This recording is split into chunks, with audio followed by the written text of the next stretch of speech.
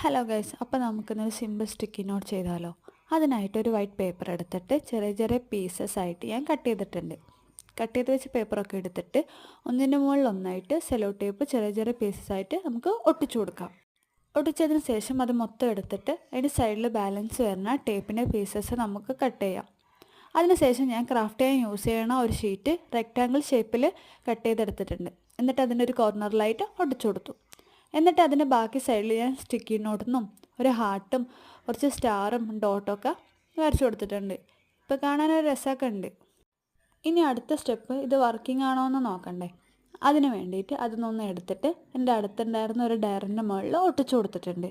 എന്നിട്ട് അതിൽ ഹലോ എന്നൊരു നോട്ടും കൂടെ എഴുതി കൊടുത്തു. നിങ്ങൾക്ക് കാണുമ്പോൾ തന്നെ അറിയാമല്ലോ ഗൈസ്, ഇത് നല്ലപോലെ ഒട്ടിയിട്ടുണ്ട്. നിങ്ങളൊന്ന് ട്രൈ ചെയ്ത് നോക്കുക. അപ്പോൾ എല്ലാവരും ലൈക്കും കമൻറ്റും സബ്സ്ക്രൈബൊക്കെ ചെയ്തേക്ക്. Bye guys.